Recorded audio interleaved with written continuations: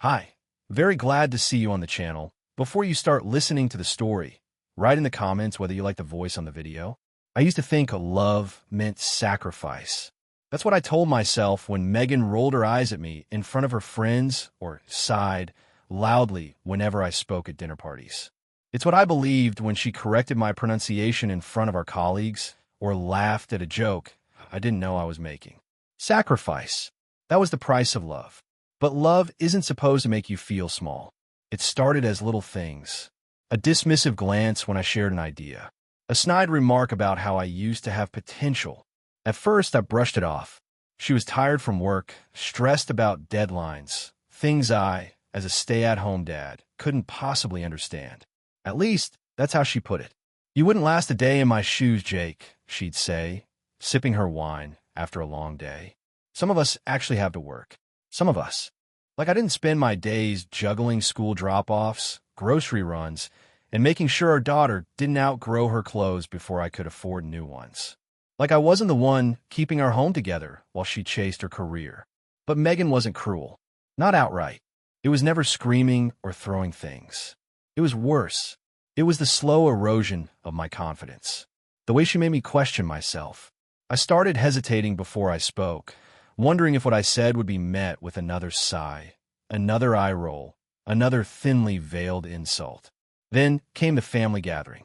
Megan's parents hosted an anniversary dinner every year, a grand event with catered food, a string quartet, and a guest list filled with people who cared more about appearances than genuine connection.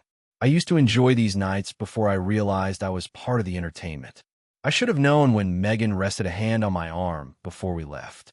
"Try not to embarrass yourself tonight," she said lightly. "Just let the adults talk." I bit my tongue. Not here. Not now. Dinner was served. Wine poured. Conversation flowed easily, at least for everyone else. I mostly nodded, quietly chewing while Megan held court, dazzling with stories of her latest project in Paris. The compliments poured in. "You're amazing, Megan. What would they do without you?" It was my mother-in-law who turned to me with a polite smile. "And how have things been for you, Jake?" Megan chuckled before I could answer. "Oh, living the dream. Playdates, laundry, maybe some light vacuuming if he's feeling ambitious." Laughter. I forced a smile, swallowing something thick in my throat. "It's a little more than that." She turned to me, eyebrows raised. "Oh, tell us then. What's your biggest accomplishment this month?" I felt the room tilt, the weight of their eyes. "Well, Emma's been struggling with reading, but I found a new approach that—" Megan waved a hand, already bored. "Adorable. See? This is why I don't worry about the serious things." Jake's got bedtime stories covered. More laughter. Louder this time. My ears burned. My chest tightened. I gripped the edge of the table, my knuckles white. I wanted to say something, anything, but what could I say? That my work mattered? That being a father was important? That my worth wasn't tied to a paycheck? Would they even hear me? I glanced at Megan. She wasn't even looking at me anymore. And that's when it hit me. I had spent years trying to be the husband she wanted, bending, shrinking, compromising, until I barely recognized myself. But the truth was, no matter what I did, she would never respect me. She had already decided I was beneath her. That night, as I lay in bed beside my wife, who had long stopped reaching for me, stopped seeing me, I stared at the ceiling, heart pounding. Endure the pain in silence, or finally do something about it. I woke up the next morning with a weight in my chest that I couldn't shake. The kind that doesn't come from lack of sleep, but from something deeper, something that sits in the back of your mind, gnawing at you all day. Megan was already up, moving through the house with the ease of someone who had no idea how much damage she had caused the night before. To her, the dinner had been a success. She had played her role perfectly, the ambitious wife with the docile husband who wouldn't dare challenge her. I made coffee, stirring it absent-mindedly as I listened to her voice from the other room. She was on a call, talking in that confident, effortless way she always did when work was involved. I told them the design needed to be revised. The entire structure is off balance, and they would have caught that if they had just listened to me the first time. A pause, a soft laugh. I swear, I'm the only person in this firm with a functioning brain. That laugh, I used to love it. Now it sounded like nails on glass. I took my coffee to the back porch, needing space, but even the morning air couldn't clear my head. I felt trapped. Not just in this house, not just in this marriage, but in a version of myself that I no longer recognized. Megan left for work without a word to me. That wasn't unusual. Our interactions had become purely logistical. Who was picking up Emma? What bills needed to be paid? We were two people sharing a space, nothing more. And yet, I still held on, still hoped she might change, might see me again. But after last night, something had shifted. The day passed in a haze of routine. I dropped Emma off at school, did some freelance design work between errands, and forced myself to eat lunch, even though my appetite had vanished. Every time I tried to push the previous night from my mind, it came rushing back. The laughter, the way she had dismissed me without a second thought. By evening, I had convinced myself to let it go. What good would it do to bring it up? Megan would roll her eyes, tell me I was being sensitive, maybe even laugh again. I didn't want to give her another reason to think less of me. Then came a dinner with friends. Megan had planned a week ago, a small gathering with two couples we had known for years. We met at a trendy restaurant downtown, the kind with overpriced appetizers and dim lighting meant to make everything feel more expensive. I sat across from Megan, listening as she effortlessly led the conversation. She had a way of commanding attention, of making people hang onto her words. I used to admire that about her. Now, I just braced myself for when she would turn the spotlight on me. It didn't take long. "Jake's been keeping busy," she said suddenly, reaching for her wine. "Freelancing, housework, all the very important responsibilities of a stay-at-home dad." I forced a smile, hoping she would leave it at that. One of our friends, Lisa, nodded politely. "That's great. You always hear about moms staying home, but dad's doing it. It's refreshing." Megan smirked. "Oh, trust me, Lisa. It's not as glamorous as it sounds. I mean, you should see his search history. Best way to get juice stains out of a rug. How to fold a fitted sheet." She laughed, shaking her head. You'd think he was running a daycare. Laughter. Again. But this time it wasn't just family. These were my friends, people who had known me for years. I gripped the edge of the table. "Megan, stop." She barely glanced at me. "Oh, come on. It's funny, is it?" My voice was sharper than I intended. Because from where I'm sitting, it sounded a lot like you're just taking shots at me. The table fell silent. I could feel everyone's eyes on me, but I didn't care. Megan blinked, clearly thrown off by my reaction. She set her wine down slowly. "Jake, it's just a joke." "No, it's not. You do this all the time." My hands clenched in my lap. "You may be the punchline, and everyone laughs because they think it's okay. Because I never say anything." I leaned forward. "But I'm saying something now." "Stop." The air between us felt electric. I saw something flicker in Megan's eyes, shock, maybe even embarrassment, but it disappeared just as quickly. She gave a short laugh, reaching for her drink again. "Wow, someone's sensitive tonight." I pushed my chair back and stood. "I'm done."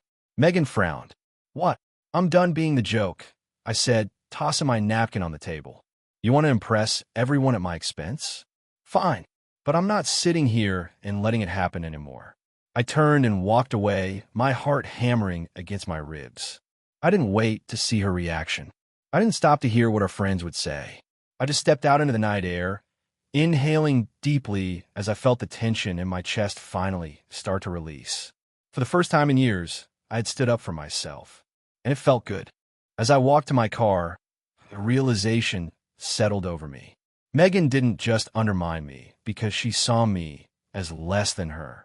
She needed me to be small. She needed someone to look down on, and I had given her that for too long. No more. I wasn't sure what came next, but I knew one thing. This marriage wasn't what I thought it was, and I was finally ready to see it for what it really was. Megan barely spoke to me the next morning.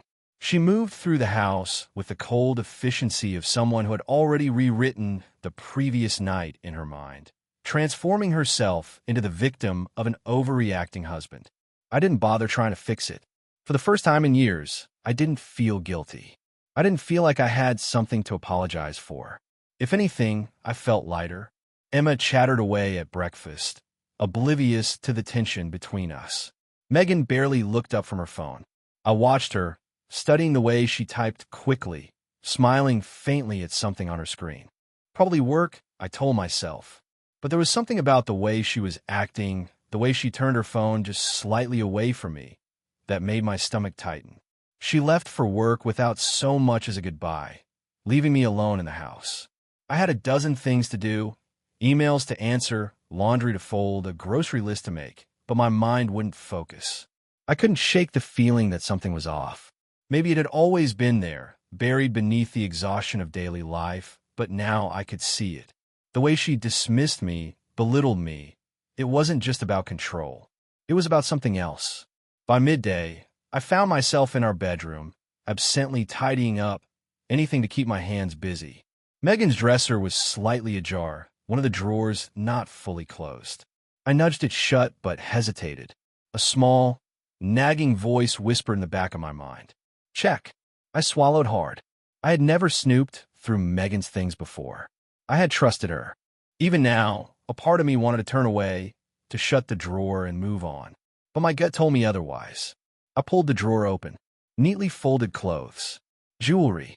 A few receipts stuffed in the back. Nothing unusual.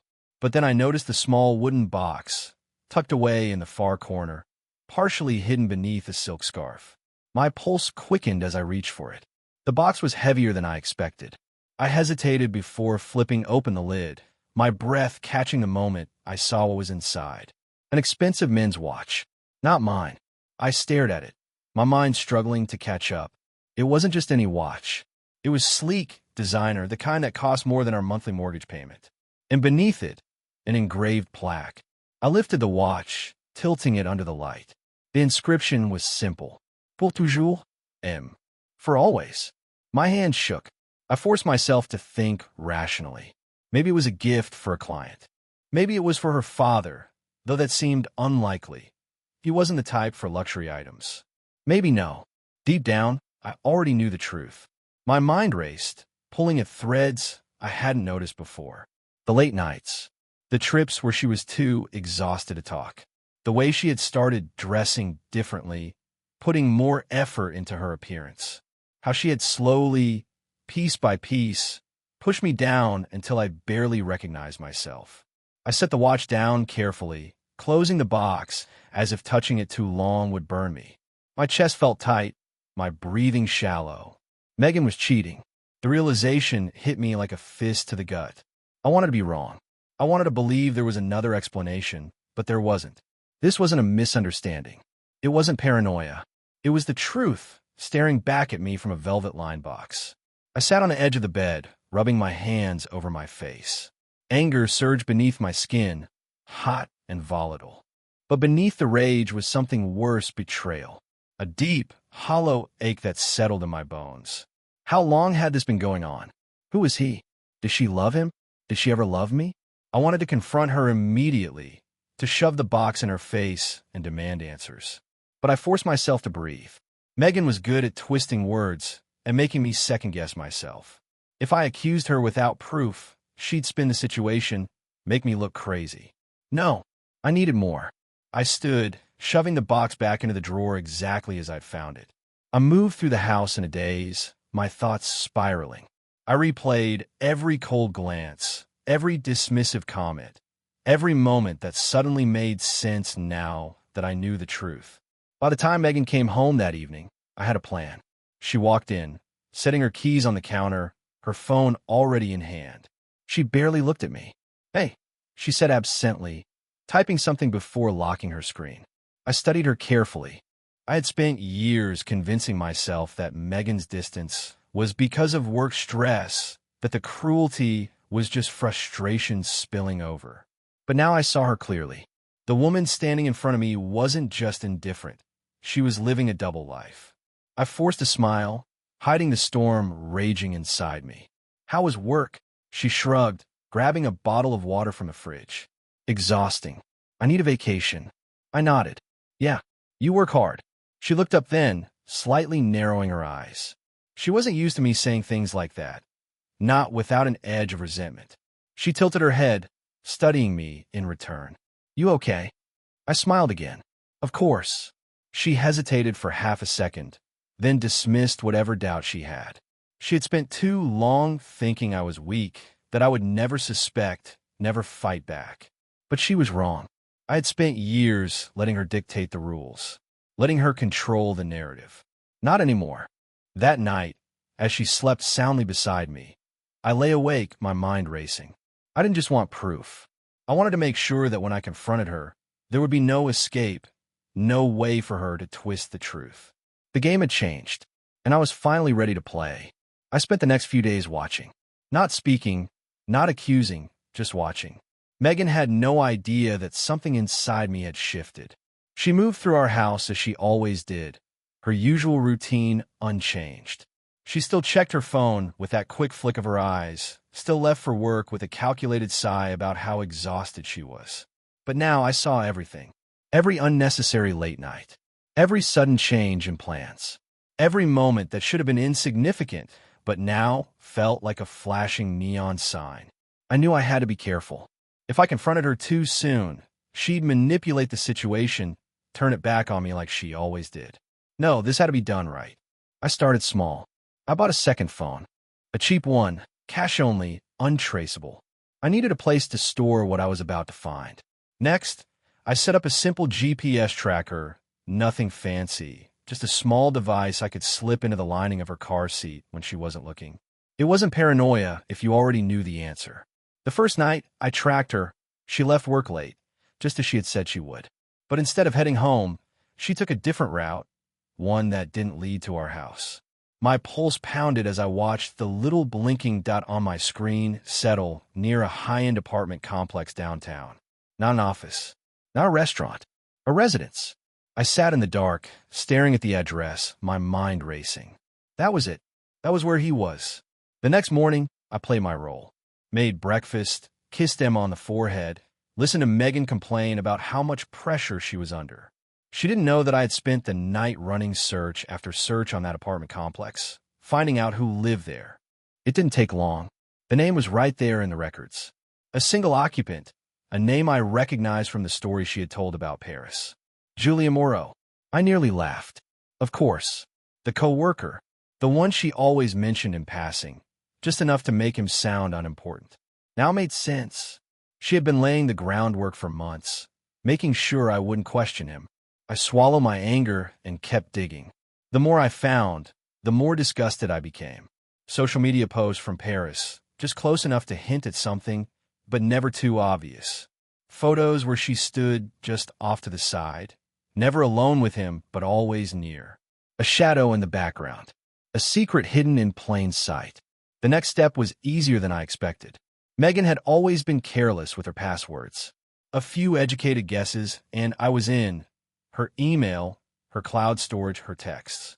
I expected to find something vague, something indirect. Instead, I found everything. Messages that left no room for doubt. Photos she had never posted, one she had sent only to him. Words that made my stomach turn. Counting the days until I'm back in your arms. Last night was incredible. I don't know how I'm going to sleep without you. Jake doesn't suspect a thing. I just have to keep playing my part. That last one nearly made me see red. Keep playing her part. Like our marriage was nothing more than a performance, a mask she wore while she lived her real life elsewhere. I sat in front of the screen, my hands shaking, my mind already racing ahead. I had everything I needed. Proof. Undeniable, irrefutable proof. Now, it was time to make sure that when she fell hard. I started with the watch. The one in the wooden box, meant for Julian. I switched it out for a cheap knockoff, identical at first glance, but completely worthless. I wanted her to realize too late that something had changed. Then I took things a step further. I accessed her LinkedIn, her professional Instagram, every account tied to her work. I didn't post anything. Not yet, but I made sure I could when the time came. I planned my moves carefully. I wanted her to feel safe, to believe she had everything under control. I wanted her to walk straight into her own downfall. 2 nights later, I got what I needed. She left the house after dinner, claiming she had to meet a client for a late consultation. She didn't know I was already in my car, following at a distance, watching as she drove straight to Julian's apartment. I parked a block away, heart pounding. Part of me wanted to charge in, to catch her in the act, to demand answers. But this wasn't about answers. I already knew the truth. I pulled out my phone and opened the camera. She knocked on his door. It opened. He stood there, smiling, pulling her inside with an ease that made me sick. I captured every second of it. The embrace, the kiss, the way she melted into him, completely unaware that I was watching. I didn't feel sadness anymore, just cold, calculated certainty. When I got back home, I started putting the final pieces in place. I scheduled the post for the next morning, letting the proof speak for itself. Then I packed a bag. I wasn't going to be here when it all came crashing down. I sat in the living room, staring at the darkened screen of my phone, waiting for the hours to pass. The storm was coming. Megan just didn't know it yet. The morning light stretched through the blinds, painting the walls in slanted gold lines. Megan stirred beside me, stretching with the kind of ease that came from believing she was untouchable. I had barely slept, but I forced myself to move as if everything was normal. She sighed, rubbing her face. God, I'm exhausted. Work is killing me. I almost laughed. I almost said, really? Work? But I held back, forcing a casual nod. You should take a break, I said, standing to grab my phone from the dresser. You've been pushing yourself too hard. She let out a soft chuckle, running a hand through her hair. Yeah, I wish. I checked the time. 8:15. 10 minutes until everything would change. I kept my movements natural. Coffee, breakfast, the usual. Emma was already up, watching cartoons with the kind of singular focus only a child could manage. Megan scrolled through her phone as she ate, completely unaware that the ground beneath her was about to crack open. At 8:25, her phone buzzed. I watched her expression shift from vague amusement to confusion. She clicked a notification, and her face paled. What the hell, she muttered. Her fingers moved faster, scrolling, clicking, refreshing.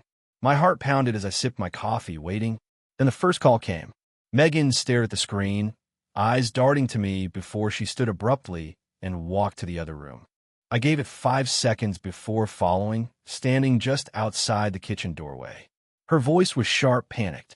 What do you mean it was posted from my account? A pause. No, I didn't just take it down. Now, I took another sip of coffee and stepped inside. Something wrong? She spun to face me, her expression frozen between anger and shock. My LinkedIn, my professional page, it's been hacked. Someone posted. She stopped, her face twisting like she couldn't even form the words. I tilted my head. Posted what? She swallowed hard, gripping her phone so tight her knuckles turned white. A picture of me in Paris. She hesitated, and that second of silence confirmed everything I already knew. With Julian, I finished for her. The color drained from her face. She opened her mouth, but I took a step closer, lowering my voice. You might want to check Instagram, too. Her hands trembled as she fumbled through her apps. A sharp inhale, then another call. You need to take it down from Instagram, too. A pause, her eyes flicking toward me. I don't know who. She stopped, something clicking behind her eyes. She knew. I let the silence stretch between us, watching as realization turned to horror. I set my coffee down. I wonder what's worse. I mused, keeping my voice even. Your boss seeing it? Your clients? Or maybe your family? Megan. A voice called from the living room. Emma's. Megan flinched like she had been struck, her grip tightening around her phone. She turned away, pressing a hand to her forehead, her breath coming in shallow gasps. You, she started, her voice trembling with barely contained fury. You did this. I folded my arms, tilting my head slightly. You cheated on me. You lied to me. You humiliated me in front of everyone we know. And you're mad at me. She took a step forward, her jaw clenched. You had no right. I exhaled slowly, nodding. Maybe not, but I did it anyway. I picked up my coffee, taking another slow sip before setting it back down. And you know what? It felt good. Her breath hitched, and for the first time, I saw it, the realization that she wasn't in control anymore. The phone in her hand buzzed again, a relentless stream of messages and missed calls. She was unraveling right in front of me. She shook her head, her voice dropping to a desperate whisper. Jake, you have no idea what you've done. I let out a dry laugh. Oh, I know exactly what I've done, and I don't regret it. She inhaled sharply, blinking rapidly like she was trying to hold back tears. Emma is in the next room. I raised an eyebrow. You should have thought about that before you decided to have an affair. Her lips parted like she had something else to say, some final defense. But there was nothing left. I stepped back, suddenly feeling lighter than I had in years.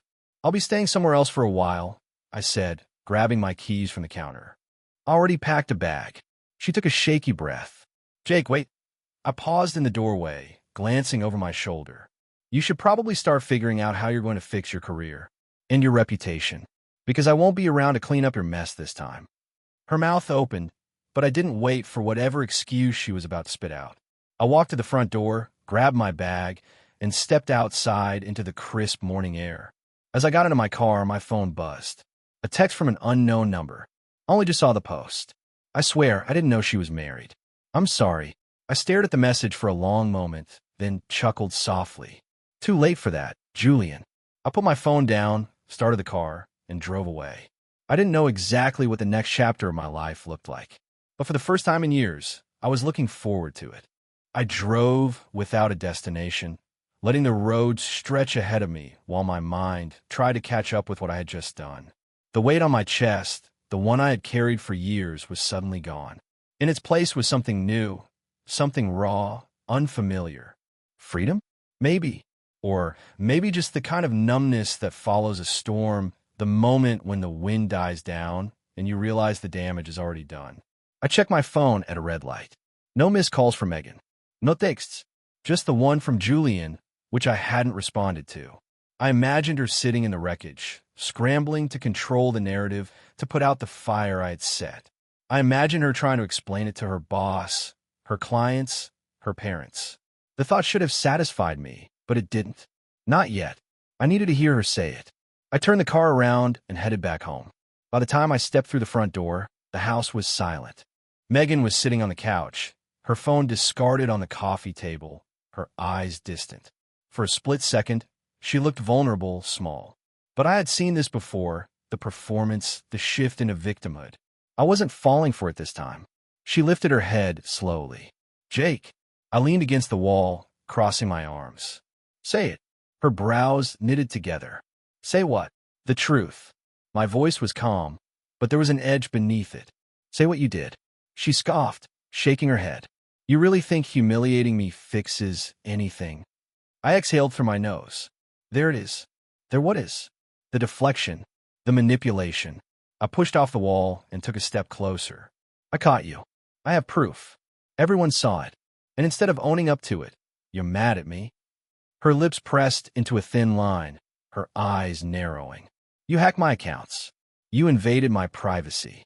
I laughed, a hollow sound. Privacy? You lost the right to that when you lied to me. When you made me feel like I was the problem while you ran off with him. I tilted my head. How long, Megan? She looked away. I clenched my jaw. How long? She inhaled sharply, like she was deciding whether to fight or surrender. Since Paris. I let out a slow breath. I had known, but hearing it from her lips made something inside me twist. That was almost 6 months. 6 months of her looking me in the eye and lying. 6 months of her treating me like an afterthought while sneaking off to be with someone else. I rubbed my hands over my face, forcing myself to stay calm. Why? She let out a bitter laugh. Why? Are you serious? I dropped my hands and stared at her. Yeah, I am. She stood up abruptly, pacing. Because I was sick of feeling like I had to carry everything. Because you just gave up, Jake. You stopped trying, stopped pushing yourself. You used to be ambitious. You used to have a future. My chest tightened. And you used that as an excuse to cheat? She turned to me, her expression hard. I needed more. I needed someone who understood me, who could keep up with me. I stared at her, waiting for the regret, the remorse. But there was none. Just justification. Just excuses. I shook my head slowly. You know what the worst part is? She crossed her arms, waiting. I believed you. My voice was quiet. When you told me I wasn't good enough, when you made me feel like I was the problem, I believed you. I spent years thinking maybe I just wasn't trying hard enough. That if I worked harder, If I supported you more, you'd finally see me again. I let out a dry chuckle. But now I get it. You never wanted a partner. You wanted a mirror. Someone who reflected back what you needed. Someone who made you feel like you were the most important person in the room. She swallowed hard, but didn't say anything. I took a deep breath. I'm done, Megan. Her eyes flickered, panic creeping in. Jake, we have a life together. A daughter. I know. My voice was steady. And that's why I won't be cruel about this. But I'm not staying. I won't be your punching bag anymore. She took a step closer. We can fix this. I stared at her, letting the silence stretch. Then I shook my head. No, we can't. For the first time, real fear entered her eyes. She knew. This wasn't just an argument. This wasn't something we'd bounce back from. This was the end. She sat down heavily on the couch, pressing her fingers to her temple. What are you going to do? I exhaled slowly. I'll stay in the guest room until I figure things out. But we're done, Megan. You need to start thinking about how we move forward. Because I won't be here forever. She let out a shaky breath, nodding absently, but her mind was already working, already calculating. I could see it. She wasn't mourning the loss of our marriage. She was trying to find an angle. But I was already 10 steps ahead of her. I turned toward the stairs, then paused. By the way, I glanced over my shoulder. You should probably let Julian know that watch he's getting. It's fake. Her head snapped up. What? I smirked. Yeah, the real one? That's mine now. Consider it payment for wasting my time. She opened her mouth to respond, but I didn't wait to hear it. I walked upstairs, stepping into the guest room and shutting the door behind me. For the first time in years, I felt in control. She had taken everything from me. My confidence, my peace of mind, my dignity. Now I was taking it back. I spent the next week in the guest room. Megan barely spoke to me, and when she did, it was with the careful tone of someone trying to navigate a minefield. She knew she had lost control, and she hated it. I could see it in the way she watched me, waiting for an opening to twist things back in her favor. But I wasn't giving her one. Emma was the only reason I stayed under the same roof. She didn't understand what was happening, and I wasn't about to let Megan poison her against me. So I kept things normal, took her to school, helped her with homework, made dinner when Megan conveniently worked late. It was a fragile balance, one that I knew wouldn't last. Megan, of course, was already working on her strategy. She thought she was being subtle, taking calls behind closed doors, leaving legal documents half hidden on the kitchen counter, accidentally mentioning things about finances when she knew I was within earshot. She wanted me to know she was preparing, that she was going to fight. So was I. The moment I made my decision to leave, I started gathering everything I needed. I met with a lawyer, a sharp woman named Vanessa who didn't waste time with sympathy. She listened to my story, barely reacting, then leaned forward with a cold, assessing gaze. You have proof? She asked. I nodded, sliding my phone across the table. Texts, emails, photos, GPS records. Enough to burn her reputation to the ground. She scrolled through, her expression unreadable. When she finally looked up, she smiled slightly. She's going to hate this. That's the point. She tapped her pen against her desk. You have options. Since she's the one who cheated, that gives you leverage in court. But I'm guessing she's not the type to go down quietly. I let out a dry laugh. No, she'll fight. She'll twist things however she can. Vanessa nodded. Then we make sure she has nothing to twist. The next few days were a blur of paperwork, strategy meetings, and quiet observation. I watched Megan carefully, noting every move she made. The way she casually asked Emma questions about our time together, planting seeds of doubt in case she needed them later. The way she started shifting our finances, moving money around in ways she thought I wouldn't notice. The way she kept her phone locked down tighter than before, as if she was still trying to hide something. She thought she was smarter than me. She wasn't. The day we met with the attorneys, I walked in calm, collected. Megan was already there, seated beside her lawyer, a polished man with sharp eyes and an expensive suit. She didn't look at me as I took my seat, but I saw the stiffness in her shoulders, the way she gripped her pen just a little too tightly. She was nervous. Good. Vanessa wasted no time. Let's start with the evidence. She slid a thick folder across the table. Everything is documented. proof of infidelity, financial discrepancies, communications that demonstrate intent to deceive. Megan's lawyer barely reacted. He flipped through the papers, nodding slightly. And what does your client want in return for not taking this public? Megan's head snapped toward him, her lips parting slightly. She hadn't expected that. She thought we'd be fighting over custody, over assets. She thought she'd have a chance to play the victim. I met her eyes for the first time. I want full custody of Emma. Her breath hitched. That's not. Vanessa held up a hand, cutting her off. Jake is Emma's primary caregiver. He's the one who has been home with her every day, ensuring stability. Meanwhile, Megan has prioritized her career and her affair. Megan's face turned red. That has nothing to do with my ability to be a mother. Vanessa arched an eyebrow. Really? Because I have emails here showing that you traveled internationally for work while claiming to be home. I have messages where you tell Julian that Jake is practically a single father because you're never home anyway. Megan's lawyer cleared his throat. We'll need time to review. Vanessa cut him off. Of course. But we both know what happens if this goes to court. The media loves stories like this. A high-powered architect caught in a scandal, losing custody of her child because she prioritized her affair over her family. She leaned forward slightly. The damage to her reputation would be irreversible. Megan clenched her jaw. I saw the exact moment she realized she was trapped. If she fought, she'd lose more than custody. She'd lose her job, her credibility, everything she had built. She exhaled sharply. What do you want? I kept my voice steady. Shared custody, but I get primary residence. You can see Emma whenever you want, but she stays with me. Megan's fingers dug into her lap. And I let the silence stretch. You walk away clean. No court battle. No public scandal. You get to keep your job, your reputation, your life. Her nostrils flared, but she didn't argue. She knew this was the best deal she was going to get.